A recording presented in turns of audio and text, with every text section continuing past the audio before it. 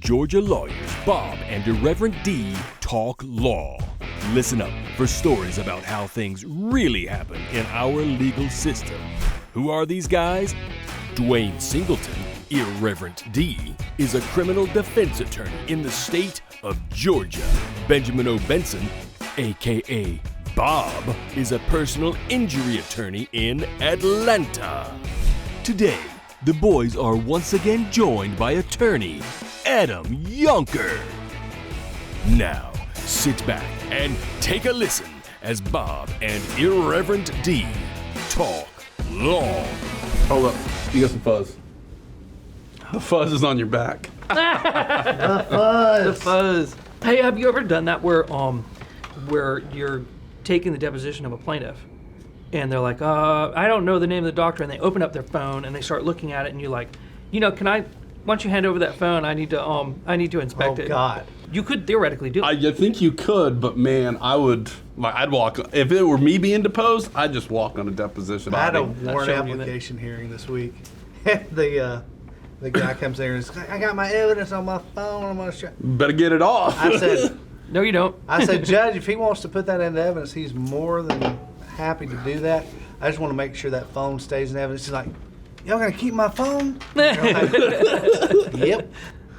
You ready, Steve? I'm rolling. All right, welcome to the Bob, and we've been rolling this whole time? I love it. Welcome to the Bob and Irreverent D Talk Law podcast. I am Benjamin O. Benson, a.k.a. Bob, and this is Irreverent D from the Dwayne Singleton, the D stands for Dwayne, the Singleton Trial Lawyers Group, and we're joined again. It's been so long. Adam By Yonkers, popular demand. back by popular demand. Adam Yonkers is here. Adam, tell us briefly about your practice. Same as last time. I did criminal defense for 10 years. I've done civil defense for the past 5 years after I left criminal defense.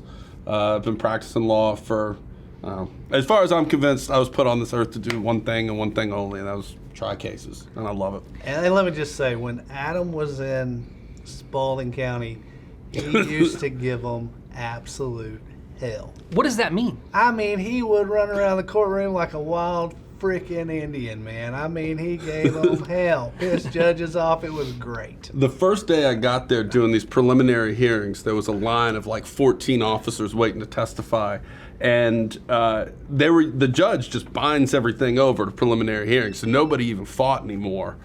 And I showed up there, and I didn't know the rules, so I started fighting. And all the cops are just like staring at me, just what's going on? I was like, I'm not playing this game. I loved it. I miss Griffin. It was something. It was fun. I'm surprised in the length of time that it's been since we've had you on the show that you haven't done what other attorneys are and diversify and pick up like a whole nother area of practice between then and now. You're still just doing insurance defense stuff? I got to stay inside a courtroom, and I can't do family law because they are that's an emotionally draining field. So I stay places where I can go. I call it the show. I go places where I can put on the show. And insurance defense and criminal defense are the two easiest places to go to trial. And family law is not your typical trial unless you take it to a jury trial. That's really uncommon, isn't it? It's really like advanced mediation. Yeah, I'm one of the few attorneys that'll still take a case to jury trial on a divorce, and other lawyers hate me for it. I bet they do. Yes, they hate it. Most people don't want to go to trial. No. We're the exceptions to the rule. Why did we go to law school? We didn't go to mediation school. Yeah, dude. If I want to be in a room drafting documents, I could do it for much better pay than this. I'm out. I want the applause, baby. I want the spotlight. Let's get into the news. Well, today we're talking again. It's been a little while since we've talked about the Young Thug trial, and it is ongoing. The Energizer Bunny of trials. It just keeps going. It's going. So Dwayne, tell us about what's happening in the Young Thug trial. It's still apparently going on? Yes. So we're really at this point, we're really just getting into the murder, which Young Thug had absolutely no hand in whatsoever. So we're hearing evidence from the officer that made the initial arrest, from investigators on the scene, from the 911 operator. So we're really kind of putting their best case forward which is the murder case, which in a Rico action, you get to try everything, like he did it, right? So they're trying this murder case like he did it, even though he's not the trigger man. We know he's not the trigger man. We know he's not the one that did it. We don't really have anything that connects him to the trigger man other than, a bunch of song lyrics and some friendships back in the day. So I have a question about that. Yes. They say that this trial is going to take months and months and months and months. Yes, and it is. Can't they just make it shorter? Yeah, if it wasn't a Rico case. So, each defendant, we have to put them up on the stand, and we got a direct examination by the prosecutor. So she goes out and lays out everything that she needs.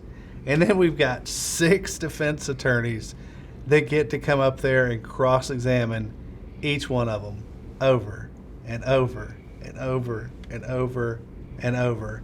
I mean, they're getting through like one witness a day, whereas in some cases you can get, 5 or 6 witnesses done in a day.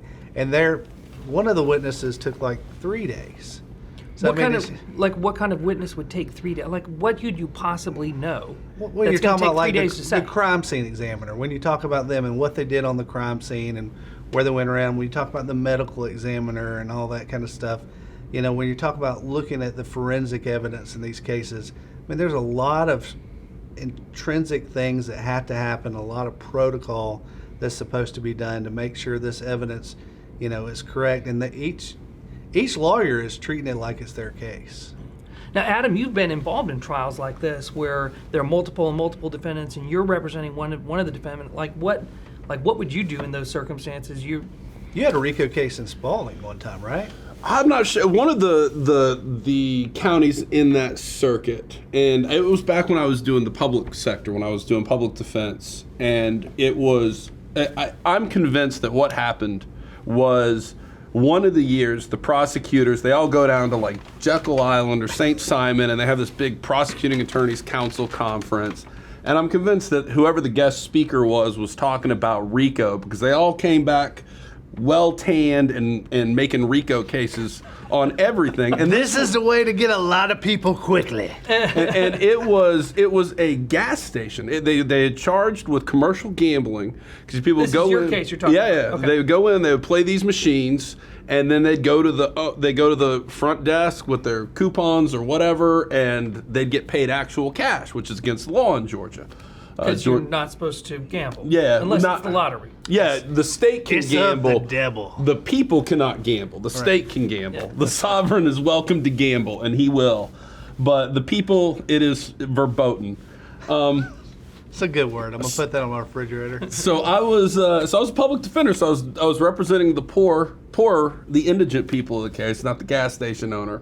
And they had charged like every high school kid that worked at this gas station with a violation of Rico. Because they're there, right? Because they were. I mean, You're paid. Part of the entire enterprise. They paid. I mean, they paid. They did what their boss told them. Someone came with a coupon. You give them $20, right? Boom. You furthered the conspiracy of commercial gambling, and it was just like the worst thing in the world. So we had these low guys, and we were just trying to plead them out and get them out of this thing, but it is a massive consumption of resources, and it uses the hammer threat of a Rico conviction. Rico convictions are not treated well by the Pardons and Parole Board. They're not treated well by sentencing. Like it's bad news to get popped with a Rico charge. Unpack what you mean by that. Like when you get hit by a Rico charge and it's not like sentencing is bad. Like what does that mean exactly? Well, so if you go to trial and lose, it's generally accepted in most jurisdictions in the state of Georgia,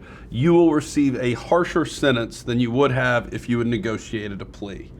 And so, I read a really interesting article by our mutual person that we respect, Alan Dershowitz, about that very thing, that like that has to change in this system. Yeah, there's a trial fee, right? Yep. If you go to trial, you get more than you're going to get if you take a plea. And in a lot of counties, we call them hanging judges. Like you get the max if you go to trial. Period. End of story. You go to trial and get convicted. Yeah. Yeah. You go to trial and get convicted, you're getting the max. There's no discretion. Okay, so Adam, if you get convicted and there's a RICO charge, are the sentencing guidelines or the sentencing, is it somehow bigger?